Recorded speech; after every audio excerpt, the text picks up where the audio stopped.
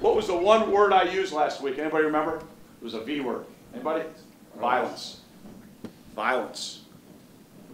Violence. So if we want to know what's wrong, it's an attitude, man. It's a mindset. It's a way that you play the game. How about having some personal pride to represent what our program is? We've been a tough, blue-collar, fundamental, fight-your-ass-off team. That's who we are. So I would implore you, I could yell at you all you want, the tape doesn't lie. You are what you put on tape. So you better get it fixed, or I'll play guys that'll fight. I'll play guys that'll battle. We are not going to stop fundamentally coaching it. You got to do it, or I'm not letting the coaches play anymore. I'm taking you out. You're out. Your eyes are bad in the back end, you're out. You're not executing fundamentally up front, you're out. You're not tackling anybody, taking on the block at linebacker, you're out. We're not targeting the ball the right way at quarterback, you're out. Turning it over, you're out. That's why we're at where we're at. I don't care what plays you call. I don't care what schemes we run. If we don't have a physical, aggressive, fundamental, attack your ass mindset, it will be a long 2 weeks. Or we can battle our ass off and send our seniors out the right way. And that's what I expect us to do.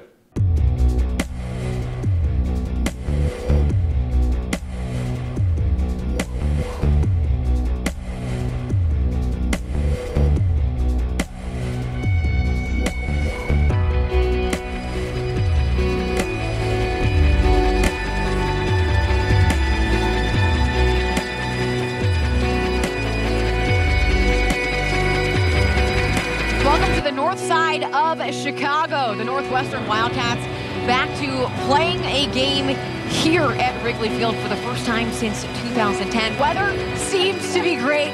We're looking forward to kickoff between these two teams.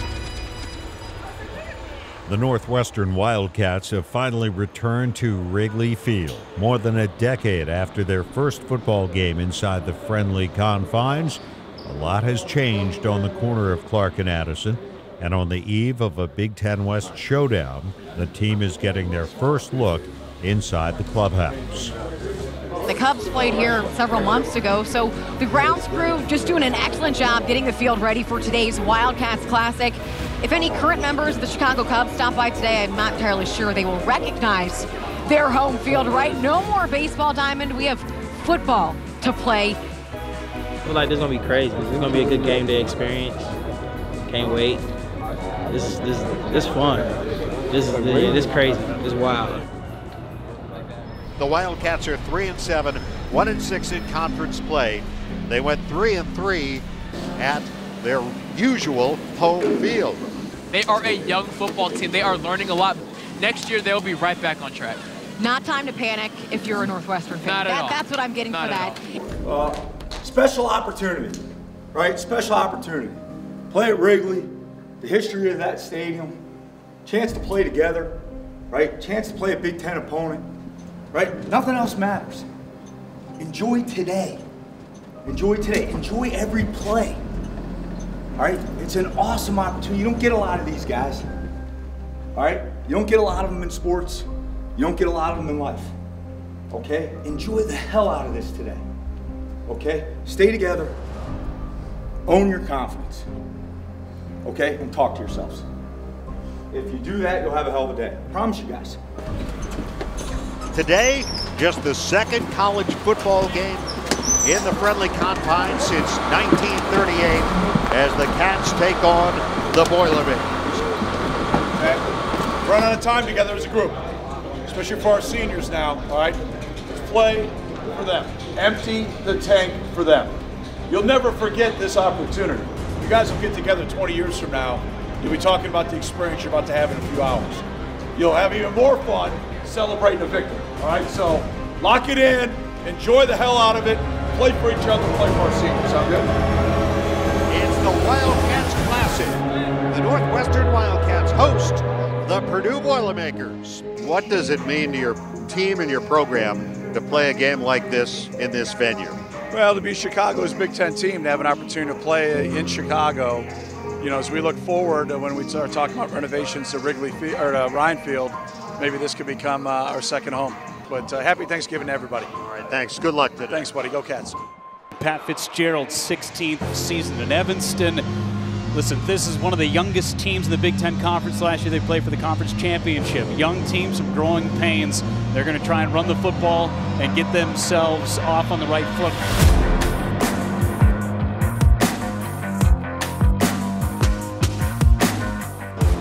It's going to be a great day for football here at the friendly confines of Wrigley Field, expecting better than 35,000 here at Wrigley. Here today, the Wildcats play their final home game of the year, but in their home away from home, Wrigley Field, where they play their first game since this very date in 2010. And today they're back to take on the Boilermakers in the penultimate game of the 2021 season.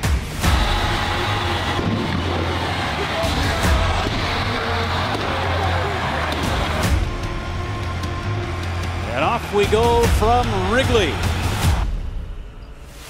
Give is to Hull, tries to slip through the line and pushes his way out across the 30. At first and 10, and Marty going to go to the air. Here comes pressure, dumps it off, got clear. Cuts left at the 45, on his feet to midfield and into Purdue territory to the 49. That's looking to score first. Snap to Andrew Marty. He'll give it a clear again. Hull right side, 35-30. Clear to the 25, spin move, and shoved out of bounds down near the Purdue 20-yard line. And the Wildcats now with a great opportunity to get on the board here, deep in Purdue territory with 4:40 to go in the first quarter. 38-yard field goal try. Here's the snap. Kick by Kubander, partially blocked. It's blocked and it bounds on into the end zone. Andrew Marty going to go to the air, swings it out, got Hull 35, near sideline the 40, and bumped out of bounds. And Dave, this defense gets some confidence right here. Back-to-back drives, they take it down the field, and they got to bring the field goal unit in. Here's the snap, kick on the way, and the kick is no good. He missed it wide to the left. And Purdue comes up empty on an impressive-looking drive. The Wildcats take over. No score here at Wrigley Field. This is Northwestern football presented by Wintrust from Learfield on 720 WGN. Everything you got, every single play. You get tired, I'm going to get you out, and it's not time. Boilermakers added a pair of field goals, forcing the Cats to play catch-up for the 5th straight game. With time running out in the half, Northwestern's defense would need to give the offense a shot. They're going to take their time and work this clock and work and see if they can get something before halftime. Horvath shifts to the right of O'Connell, and O'Connell looking left all the way, throwing the fade in the left side of the end zone for David Bell, and it's broken up. Minute 39 and 2 timeouts for Northwestern. Going up top, Marty. Got a man, Stephon Robinson. Purdue 41 with 90 seconds to go in the half. Going deep for Washington. He goes up and makes the catch. Gavin Hull, seam rolling up the middle. He's pushing his way down to the 10-yard line. Northwestern in striking distance inside the 10. Marty with time, now throwing to the end zone. There's Marshall Lang for the touchdown. The tight end wide open, about 8 yards deep in the end zone. Marty spotted him and drilled the pass in there, and the Wildcats get on the board on the final play of the first half.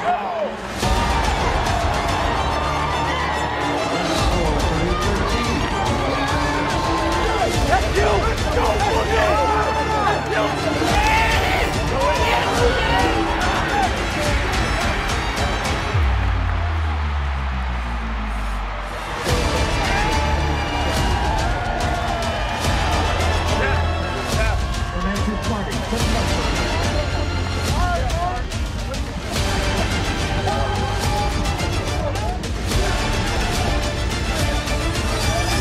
Now momentum carried into the locker room for Northwestern, knowing that they're right here in the fight.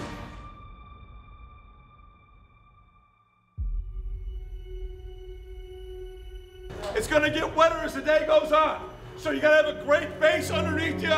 Trust your footing. by getting that base where it needs to be. No more slipping. Let's use this as our home field advantage. We're going to go in that clubhouse and sing the fight song. Let's go. Get up.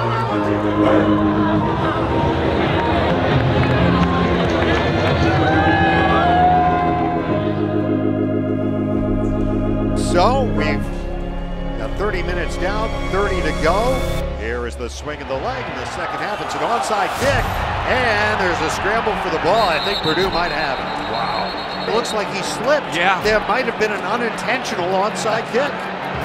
Come on, good. Come on, good. And the Boilermakers go back up by a dozen here on the opening series of the third quarter. The unfortunate start to the second half was punctuated with 2 trips to the end zone by Purdue. And the Boilermakers go back up by a dozen here on the opening series of the third quarter. They're trailing here, but a long way to go. Despite trailing, the Wildcats continued to move the ball. Sophomore Evan Hall was ready to put the team on his back, along with any Boilermakers that wanted to go along for the ride. Hull again. Hull motoring inside the 15, inside the 10, driving down inside the mud, pushing the pile down to the 1-yard line. Takes the snap, hands to Hull. Hull pushing his way to the goal line. Did he get in? Yes, touchdown Northwestern, Evan Hull. Had to work for every inch of that 1 yard, but he's into the end zone for the touchdown, and the Cats creep closer with 5:29 to go in the third quarter. 3rd and 1 here. O'Connell pumps once. O'Connell going deep down the left sideline. Got right again. 20-15, 10, and out of bounds inside the 5. This is a tough situation. Marty to throw. Here comes the rush again, and Karlaftis has him. 4th straight sack. As the final seconds wind down, the Boilermakers never trailed in this one. The Cats rallied, but couldn't quite overcome the deficit that grew wider as the game went along, and that's it. It's all over. Purdue wins it by a final score of 32-14.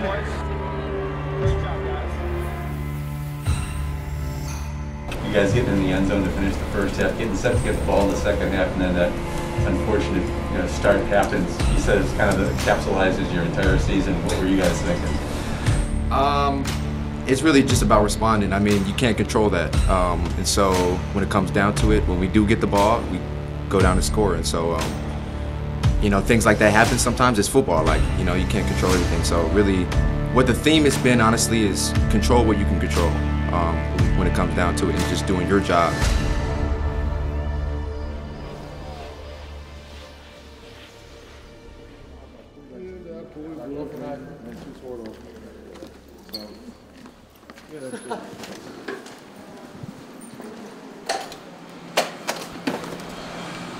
It's weird in hindsight. I can actually name in order every single game since I've been here, which is 60 games this upcoming Saturday, 60 in a row.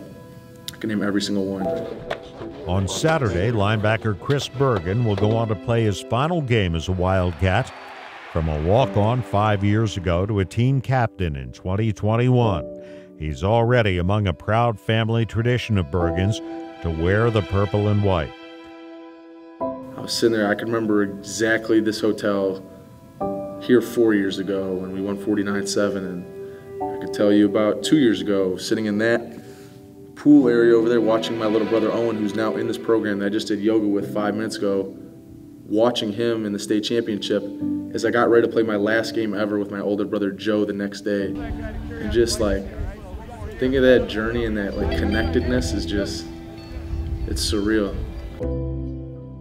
He'll finish the regular season as the nation's leader in total and solo tackles. His 84 solo stops this season will be the most by a Wildcat player since at least 2000. And his 368 career tackles rank 8th all-time in program history. You can't describe Chris Bergin, a football player. You know, he's a grinder. He's a guy that shows up first, stays late, a guy that loves ball, loves practice, the energy level that he brings every day, if it's a weight room, winter workout, summer workouts, training camp, in season, and then just the relentless nature in which he plays. He set a very high bar in standard for our future linebackers, and it's been a privilege to coach him. Bergen was a semifinalist for the Burlsworth Trophy, presented each year to college football's most outstanding player who began his career as a walk-on.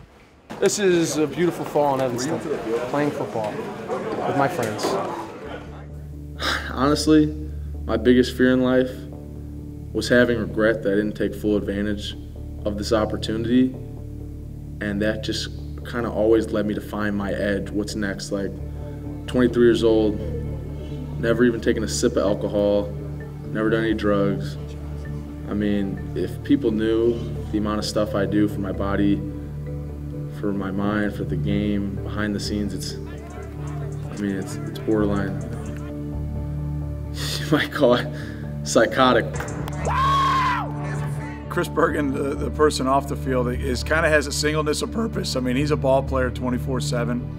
I think he's just a guy that puts everything into what he's doing. If it's being a friend, being a teammate, being locked in at school, the way he takes care of his body and prepares and then recovers, the nutrition. He's just grinded and worked relentlessly to maximize this opportunity.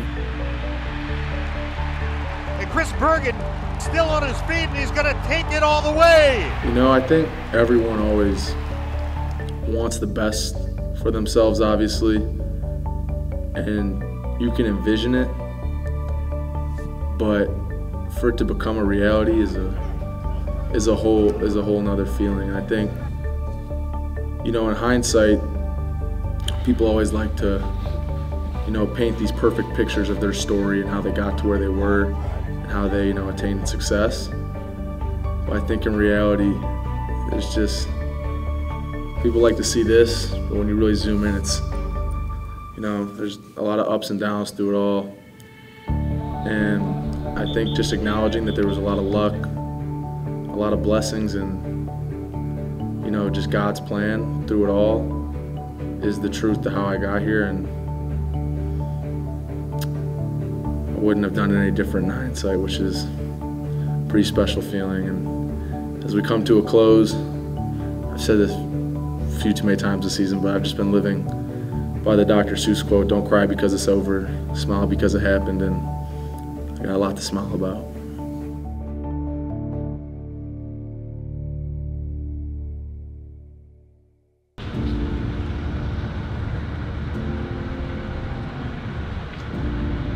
Despite the recent setback, the Wildcats hope to end the 2021 campaign on a high note.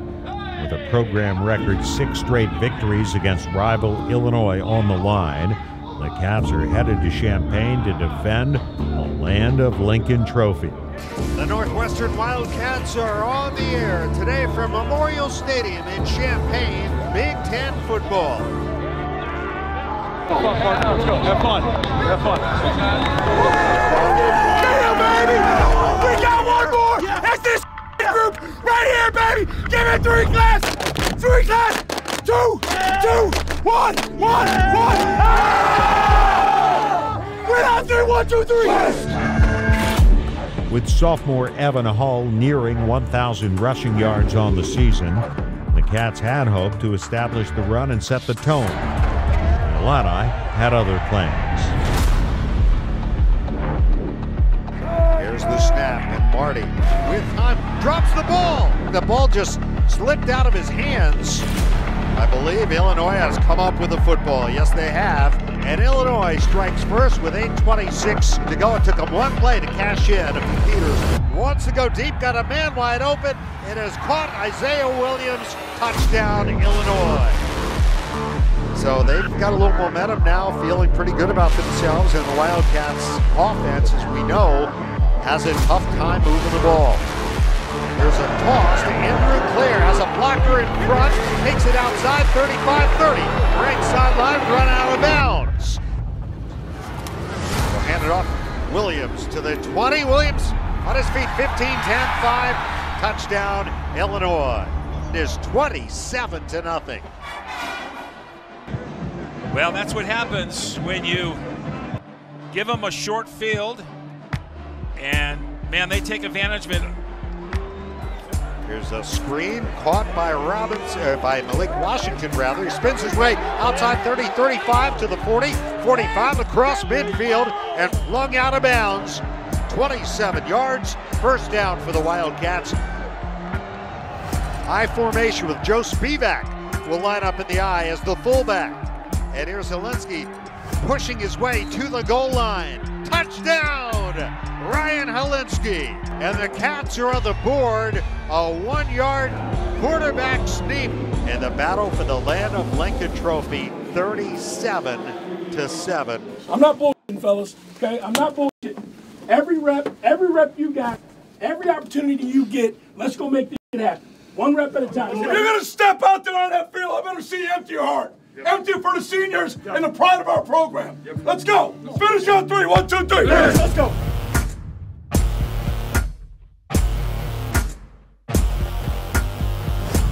Here's the snap back to Helinski. The give is to Hull, trying to take it wide left, makes the turn. 15, 10, and pushed out of bounds at the 5-yard line. Hull now 96 yards. He has gone over 1,000 yards on the season on that run. So congratulations to Evan Hull.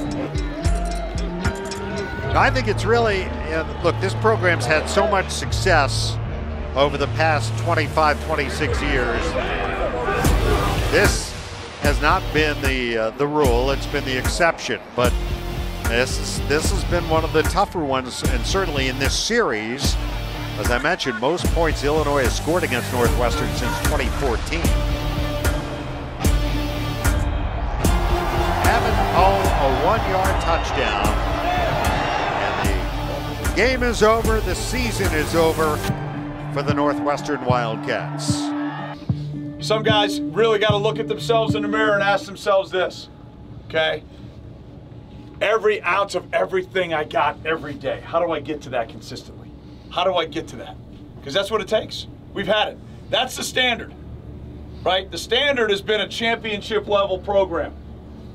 Championship level program, that's the standard. We got to get back there by we collectively doing it, okay? And we all got to individually do our part. I've got to be better. Our coaches have got to be better. You guys have got to be better. Everybody's got to be better. You do that collectively together. As a disappointing season comes to a close, it's a reminder to never take winning for granted. The highest of highs can be quickly countered with the heartbreaking lows. But in those lows is a chance to start over, to tear down to the foundation and build back.